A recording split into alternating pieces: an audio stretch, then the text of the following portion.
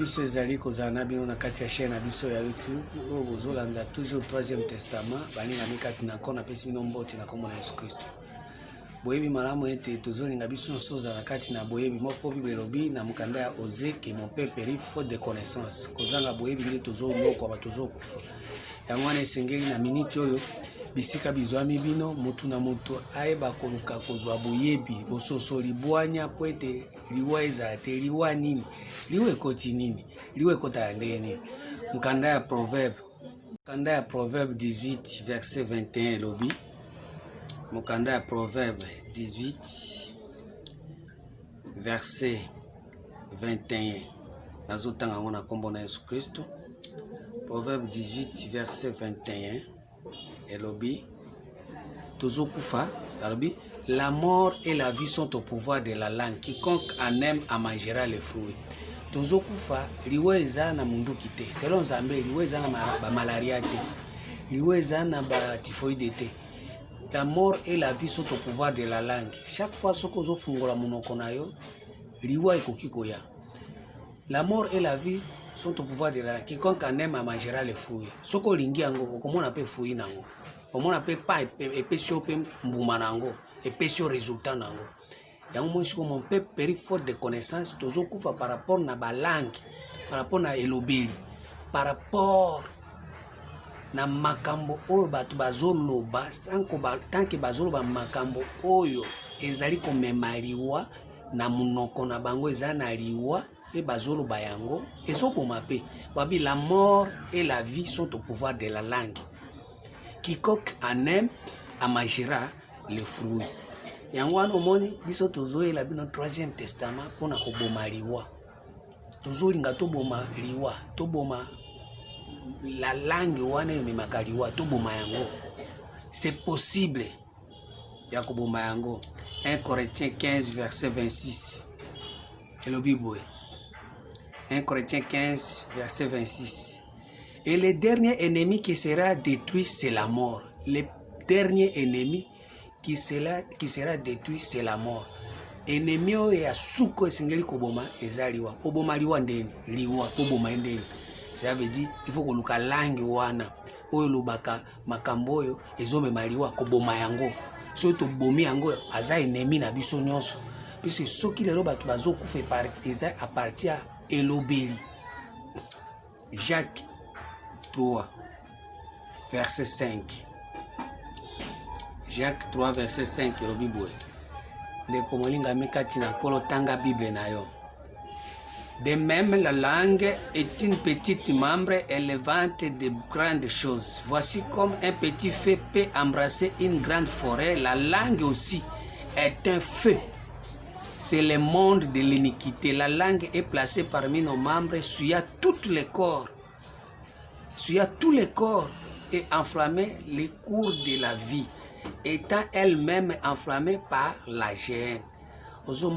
Toutes les espèces de bêtes et d'oiseaux, de reptiles et d'animaux marins sont adoptés et ont été adoptés par la nature humaine. Nakati ya la langue, tant ozoloba eza moto déjà. Ça veut dire, soko ozoboma mutu, okoloba kaka na maloba boye, ezomemisa mutu liwa, po ozoboma ye, ozotumba ye. Na kolobaka maloba oyo eza ya Nzambe te. Ko komplikaka Bible. Komema Bible na lolenge ya bomoto. Komema Bible na lolenge ya vanité. Komema Bible na ndenge ya bokoko, ya bonyama, ya bomoto. Nyonso ane ezolakisa ke la langue eza ko se vanter na biloko ebele malgré eza petite, malgré eza muke, mais koko tumba samba mobimba. Yango wana alimete ezaka tige moko, mais ko zikisa village mobimba soko tiango na essence pe epesi pour yango moni lolemo na biso. Yango la mort et la vie sont au pouvoir de la langue. Il faut soko to boma liwa. C'est possible ko boma liwa balinga mikati na nkolo kolongola kaka liwa po Nzambe atiaki chemin devant vous le bien et le mal. Na tie boso na bino malamu na mabe, malamu nde vie, mabe nde liwa. Yango wana esengeli siko tokota na kati na profondeur ya dimension ya loba Nzambe pona koboma liwa. tokoko boma yango po liwa o ya nzambe eza ya biso te. Liwa na biso ba okende okundo na mbenteke, mais liwa ya nzambe selon 1 Timothée 5 verset 6 tokotanga yango. 1 Timothée 5 verset 6 ezoloba boye liwa ya nzambe yango. Mais celle qui vit dans les plaisirs est morte quoique vivant. Celle qui vit dans les plaisirs est morte quoique vivant. Moto azobika na kati na plaisir, na kati na esengo ya buzoba, asa deja akufi ataki bo bozomona azako telema wana. Aza moto akokufa, aza ebembe akotelema. Déclare-leur ces choses afin qu'elles soient irréprochables. Balbito déclarer lo kwana. Muto nyonso azovive na kati ya désordre. Ça veut dire osolo babilobela makambo nzambo zotiango na ndenga potopoto zo potana nango. Tokei. Église ya potopoto bilobela. Yango wana bolanda chaîne na biso bien tozolo ba makambo ya 3e testament, 3e alliance po ete tofungola bino mayele. Pourquoi tozolo bela tina ya kobomaliwa? Po na mkanda ya Malachi 3 verset 7 to bandata na 6. Elobi bon. Malachi 3 verset 6 elobi.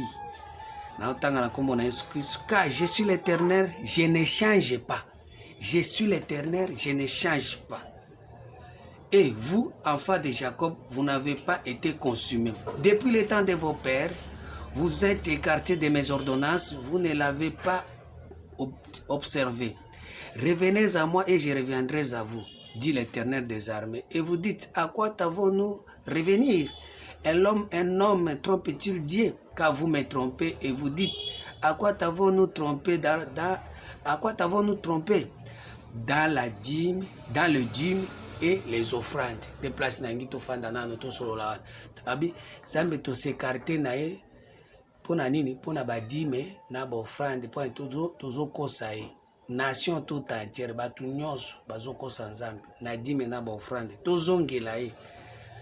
Vous êtes frappés par la malédiction et vous me trompez la nation tout entière. Yangwana apportez à la maison des trésors toutes les dîmes afin qu'il y ait de la nourriture dans ma maison. Mettez-moi de la sorte en épreuve, dit l'Éternel des armées, et vous verrez si je n'ouvre pas pour vous les écluses des cieux, si je ne répands pas sur vous la bénédiction en abondance. Awa ezana promesse soki bopesi dîme, bopesi offrande, balobi soki bopesi yango Nzambe akofungola bikuke alola. Et puis Nzambe akosala nini? Au fungola bikuke alola et puis ako répandre, ako panza, ako kabolela biso ba bénédiction. Or nakati ya offrande na dîme na sima nango eloko ezobatama eza bénédiction. Ça veut dire toyibaki Nzambe yango tozopambwa mate. Toyibaki Nzambe offrande na dîme yango tozopambwa mate. Siko yango nangina otoro bana makambo ya offrande. Po lelo bato ebele bazopesa ba offrande, bazopesa ba dîme. Mais na kotala na ebandeli na Genèse 4 esika offrande ebandaki po tango Nzambe apesaki mibeko na ye alobaki po na tina etali liwa ayebisaki mobali alobi mokolokoli okokufa. Mais namoni liwa eyaki te akufaki te. Mais liwa eyaki kokoma mokolo oyo bazaki kopesa ba offrande na Genèse 4 de place oyo Caïn abomaki Abel. A partir ya offrande nde liwa ekotaki. Po tango Caïn abomi Abel Abel nde akufi. Mais Adam tikalaki na bomoi, Eva tikalaki na bomoi. Yango tozoloba par rapport na offrande. Po offrande memaki liwa. Po tango Caïn baboyi offrande na ye, epesi ye kanda, epesi ye haine, epesi ye rancune, aluki ndeko na ye abomi ye. Pona nini? Pona offrande. Yango na olobela offrande. Balinga mikati na nkolo. Totanga na. Au bout de quelques temps, Caïn fit à l'Éternel une offrande de fruits de la terre. Balabi Caïn a pesi offrande ya fruits ya mbuma ezo utawapi na mabele. Balingami. Toyokana bien. Oiza 3e testament. Oiza makambo ya mbinguni.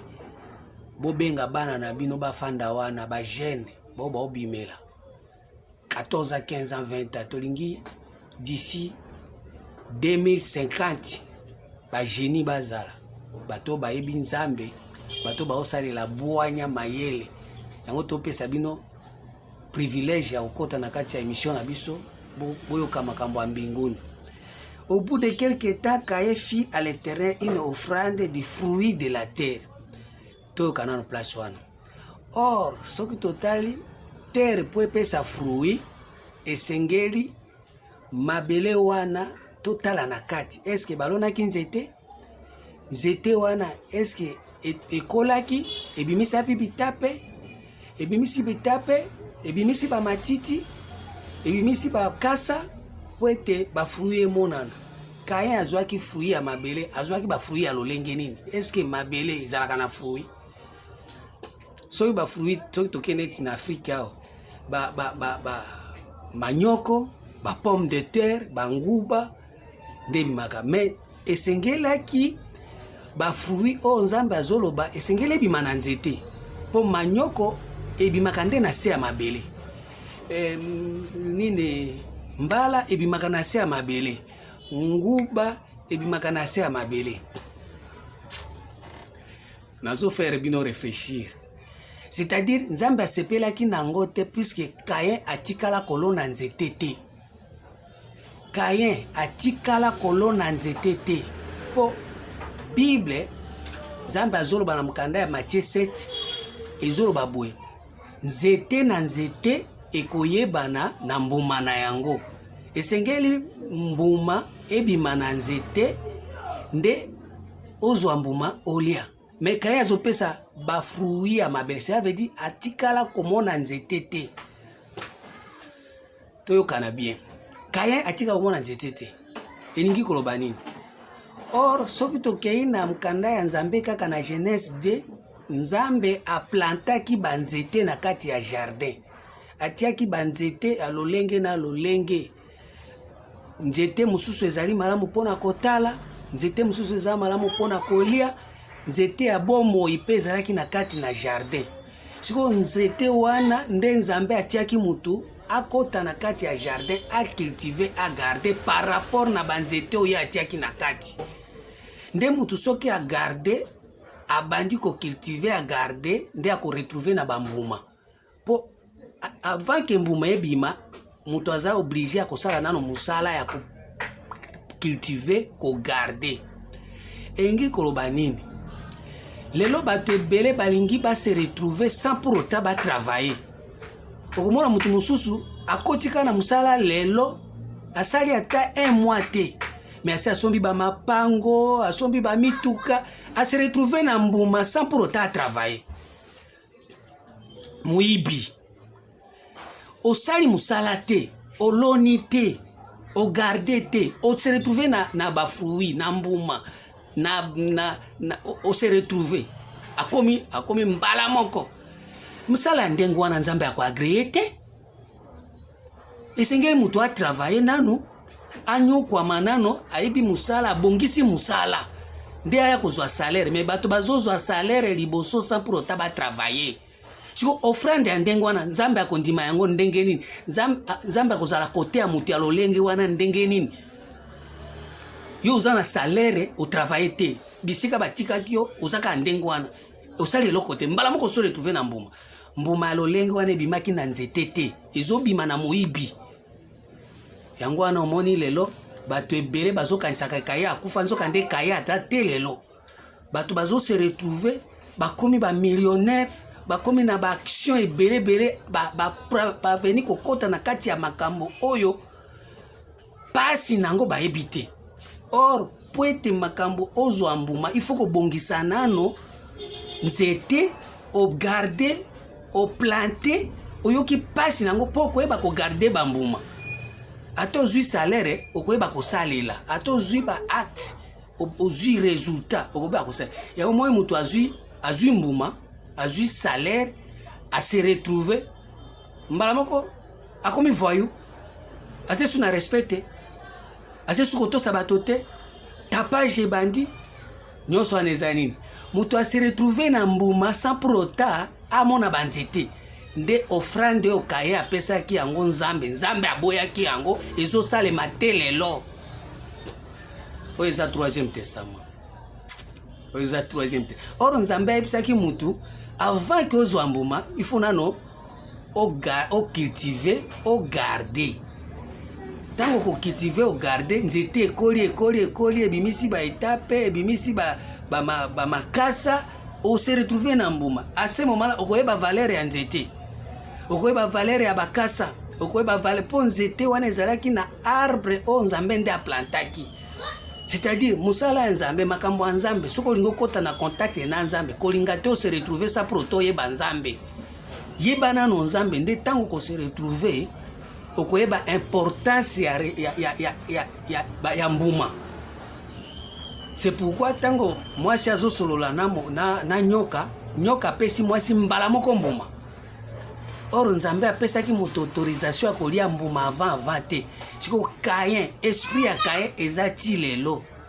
Bato bazo linga ko se retrouver sans pour autant ba travailler. Bato bazo linga ba mimona ke basi bakomi sans pour autant ba nyokwama pona koyeba kozwa résultat. Bato bazo zwa résultat avant. Muto azwa salaire sans pour autant à travailler. Yango wana offrande ya ndengo wana Kain apesaki Nzambe apoyi. Mais Abel apesi offrande ya nini? Mwana mpate. Or mwana mpate ce n'est que Jésus. Tango mutu aza koyoka liloba ya Nzambe, azo salela yango, aza na mwana mpate. Po David azali kobatela ba mpate. Azali kobatela maloba nyonso ya bonzambe. Mais lelo bato balingi kobatela mwana mpate te, balingi kozala na mwana mpate te pona ko offrir. Siko offrande ya lolengo wana Nzambe azoba bozo ibanga na ba offrande. Pourquoi? Parce que bozo loba makambo, bozo koka kokotisa Jésus na kati ya problème wana te. Offrande ya pate ezomona na te. Or bozo offrir makambo oyo Nzambe azomona ke Kain nde azobimisa biloko ya mabele. Yango wana lelo bato bazo bongo amate parce que offrande ya Abel ezate. Or offrande ya Abel yango nde sengelaki etikala. Mais Kain telema azalaki mukolo, abotami mutu ya liboso, mabe botamaka liboso, bolamu ye na sima. Tango bato bazosala mabe, regret yaka na sima. Siko bolamu yaka na sima. Mais Kain nde ayaka liboso. Yango wana lelo bato bosala mabe mingi, bakoya ko regretter sima. Pamba te bakoyeba ke bazali kobimisa biloko ya mabele. Mais mingi babomaka kaka bolamu oyo Nzambe atia po ete mwana mpate aza na bomoi. Yango siko ba offrande oyo Kain apesaki Nzambe aboyaki yango par rapport na biloko ya mabele. Pona nini? Lelo bato balingi susi ya mokili elati. Vi na ye alingi azwa kaka mbala moko babongaka na miniti muke. Yango wana omoni ke vi wana siko ezomema bato na boloko. Ezomema bato na prison. Ezomema bato na justice. Pora nini? Mutu aza pressé na kati na vi na ye alingi a se retrouver ali ya mbuma avant. Yango wana offrande oyo Nzambe azoloba boyibinga par rapport na kobepisaka réputation ya offrande. Ozo pesa biloko ya mabele. Tango pesi biloko ya mabele, o déranger déjà, o boycotter. Or biloko ya mabele ba pesa kango wapi? Ba offra kango wapi? Na hotel. Malachi 1 verset 7. Ndeko nanga itanga Bible, Bible nde loba. Malachi 1 7e verset. Le Bible. Vous offrez sur mon autel des aliments impurs. Vous offrez sur mon autel des aliments impurs. Et vous dites, à quoi t'avons-nous profané? C'est en disant, la table de l'Éternel est méprisable. Pour mépriser Messa et Nzambe. Batu bazo fanda po balia. Na table ya Nzambe. Tango batu bafandi bwe bazo yoka. Bayoka loba Nzambe. Mais tango mutu azo loba. Tango mutu azo bimisa maloba. Na hotel ya Nzambe. Azo mépriser Nzambe. Puisque makambo nyonso azo bimisa lokola na munoko na ye po a offrir. Eza makambo ya buzoba. Makambo ya mabele. Yangwana nzambe azomona ke bato bazo tromper ye, bato bazayiba ye, bazongela ye, revenez à moi. Vous offrez sur mon autel des aliments impurs et vous dites à quoi t'avons-nous profané? C'est en disant la table de l'Éternel est méprisable. Quand vous offrez en sacrifice une bête aveugle, vous offrir un sacrifice une bête aveugle. Nyamazo mona. Ah, Zambe, Bible, ça bien. Quand vous offrez un sacrifice une bête aveugle, n'est-ce pas mal? Quand vous offrez une boiteuse et infirme, n'est-ce pas mal? Offrez-la donc à ton gouverneur. Te recevra-t-il bien? Te fera-t-il bon accueil? Dit l'Éternel des armées. Banyama oyo bozo pesa wangu oye bukana makolo. C'est-à-dire quoi? Mutu au lieu à offrir agneau oyo ezali Jésus-Christ sans défaut, sans tâche, mais mutu azo offrir bête aveugle. Ozo à offrir bête aveugle. Tokena on a bête. Psaume 73, verset 22. Psaume 73, verset 22. Et le bini, tout le temps, on a combiné Jésus-Christ. Psaume 73, verset 22. Tanga pe Bible na moninga mikati na nkolo. Et le biboy. J'étais stupide sans intelligence. J'étais à ton égard comme les bêtes. C'est-à-dire, mutu nyoso aza stupide, mutu nyoso aza sans intelligence, aza déjà bête. So, babiloko wana, nde tant mutu azange intelligence, azo telema na hotel ya Nzambe po abanda ko offrir, abanda ko tumba mbeka, abanda ko loba. Mais tango azoloba, azobimisa nde bonyama. Bonyama oyo eza komona te. Aomona nini? Aomona te Nzambe, aomona Nzambe te. Mais ye azobimisa kaka Nzambe alobi, Nzambe azolakisa ngai, Nzambe omoni Nzambe te oza aveugle, oza bête. Boite, otambolaka te, otambwisaka esprit na ote. Mais yango nde ozo offrir yango na hotel. Yango na Nzambe sikoyo aza na kanda. Abi, je suis l'Éternel, je ne change pas. A changeaka te. Siko tango bato bazo offrir biloko wana nde offrande oyo Kayin azo pesa. Nzambe kwa agree yango te, balinga mikati na nkolo totika mutu makasi toluka koyeba Nzambe toyeba bososoli okufoke zero okufoke zero. J'étais stupide et sans intelligence, j'étais à ton égard comme les bêtes. Cependant, je suis toujours avec toi. Tu m'as saisi la main droite, tu me conduis par ton conseil, puis tu me recevras dans ta gloire. Quel autre ai-je au ciel que toi? Et sur la terre, je ne prends plaisir qu'en toi. Au moins, mutu azalo kwa nyama, mais azokanga makaka na Nzambe. Nzambe pe azotika ete, bazokanga makaka. Na stupidité wana, na manque d'intelligence wana, siko azoloba kaka. Nzambe alobi, ndeko nanga molingami, mbulo eza ya yo, okende poto, ozwa voyage, ozwa visa. Mais Nzambe azotala bobi, mais loko nini mutu azo offrir? Offrande nini azo pesa? Biloko ya mabele. Est-ce que ngana ana tina na poto? Nga Nzambe, ngana ana tina na poto? Est-ce que nga Nzambe na salaki ke na tindaka bato na poto? Via bon Nzambe ifoka mutu akende poto. Ndeko Nzambe azolakisa ngai. Nzambe azolakisa, olakisa nini? Banguna na yo. Nzambe olialakisa bomo ya seko, aolakisa yo banguna na yo. Olialakisa yo mwana na Yesu Masia. Oyeba ye, vie éternelle. Azolakisa banguna na yo. Si soko ye banguna na yo, ndo zwini. Ndo mati. Ndio komi mkonzi. No. Biloko ane totika buzoba. Oiza chaîne ya boyebi ya bososoli. Kondime susu te ba offrande ya ndengo wana. Malgré bino ba congolais pasi eleki bomoni offrande za mbongo. Offrande ezali maloba nyonso oyo mutu aza ko offrir yango azobimisa na monoko na ye eza offrande. Hébreu 13:15. Bible est bien. Donc, ici, ma cambe bomba mia, nous sommes polélé. Hébreux 13, 15. Et le Bible. Par lui, offrons sans cesse à Dieu un sacrifice de louange, c'est-à-dire le fruit des lèvres qui confesse son nom. Et c'est ce qu'il offrir. Malobo ezo manambe bonabiso ezo confesser kombo ya nani ya Nzambe. Eza ba kombo ya batute. Eza kombo ya ba magicien te, ya ba ennemi na ote, ya banguna na ote. Tango nyoso zungi ko offrir, tango ngo pesa offrande ya malamu. Loba makambo oyo ezo confesser kombo ya Nzambe.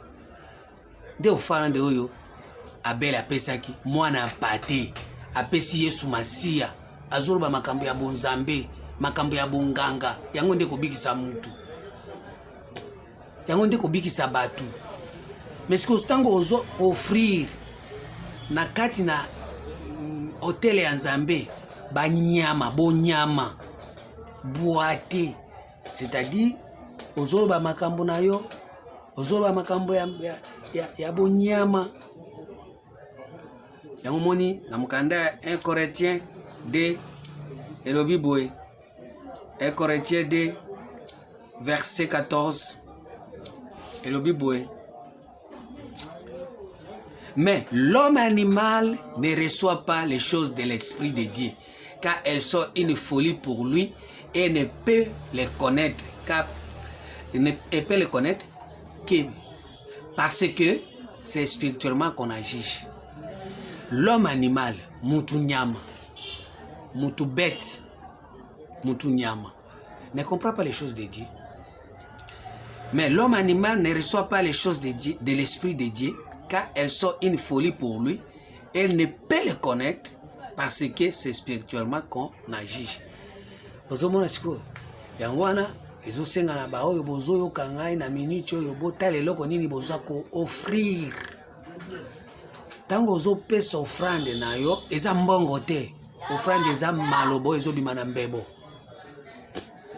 tango ozo loba makambo oyo kati nango mwana pate azala loba makambo oyo Yesu aza na kati loba makambo oyo boyebi eza na kati po Yesu eza boyebi bwanya ya Nzambe sagesse ya Nzambe Colossiens 2:2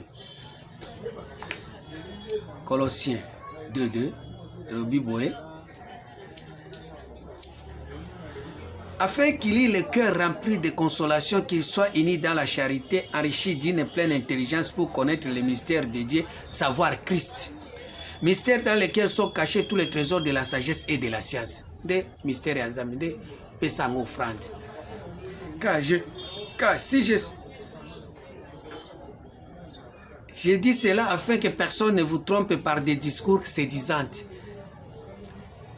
Discours séduisants. Mutu azobi misofrande ya ko séduire. Yangwana moni lelo ba église tondi na ba séduction. Bato bazo tala makambo ya Nzambe ezesu te comme makambo ya séduction. Bato baza faible bakoti na kati ya séduction. Mangomba ya ba séducteur. Mutu atamoko afandi wana koyoka ba révélation ba remate. Oyebisa bango makambo esepesa matoi yangwana Nzambe asunga yo moto ozolanda mission oyo pamba te tolingi lelo tozongela Nzambe na offrande tango ozo offrir il faut pesa mwana mpate oloba makambo eza na boyebi na buwanya eza na Yesu na kati 1 Pierre Nzambe sunga bato bazoyoka 1 Pierre 1 verset 19 et le Bible. Mais par le sang précieux de Christ comme d'un agneau sans défaut, sans tache. Jésus n'a pas d'agneau. Tant que vous offrir, il faut pas agneau. Un agneau sans défaut, sans tache. Ozoba makambo nzambe na ba tache. Ozoba makambo nzambe na ba défaut et belé. Prédestiné avant la fondation du monde, mais manifesté à la fin des temps à cause de vous, qui par lui croyait en Dieu, lequel l'a ressuscité des morts et lui a donné la gloire, en sorte que votre foi et votre espérance reposent sur lui. ayant purifié vos âmes en obéissant à la vérité pour avoir un amour fraternel sincère. Aimez-vous ardemment les uns les autres de tout votre cœur, puisque vous avez été régénérés, non par une sémence corruptible. Sémence corruptible, tant que vous avez sa sémence, vous avez sémé. Vous sémez sémence corruptible. Ça veut dire que vous avez Jésus, vous avez na hôtel, vous avez boyebi na hôtel, vous avez la science ensemble na hôtel, vous avez la connaissance ensemble, vous avez biloko ya mabele. Vous avez biloko ya mabele. Vous avez offrande ya biloko ya mabele. Ndengo tanga mingi, otambola mingi, omona mingi, oyoka mingi, osala mingi, yango nde komi sikoyo lisolo na église. Omoni ngai, nakendaka boye, nabota boye, nazalaka na sapato te, nakomi na sapato, nazalaka na boye. Est-ce que agneau wana ozopesa eza na défaut te? Makambo ozoloba oyo eza na défaut te, eza na tâche te. Ils ont la tâche. Or, ils ont offrir un agneau sans défaut, sans tâche. Or, makambo eza sans défaut, sans tâche, ils ont makambo ya mutute.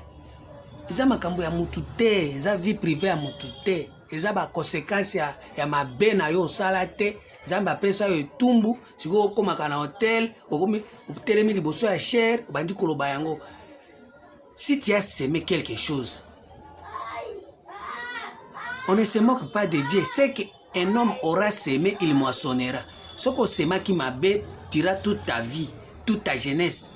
Mais comment expliquer la récompense et comme un sujet, il y a prédication. Yangondo te yango bato. Est-ce que Nzambe azangi matea? Nzambe azangi mwana mpate? Nzambe azangi boyebi? Nzambe azangi bososo? Nzambe azangi liloba ya kotindela yango bato? Il faut atinda makambo na yo.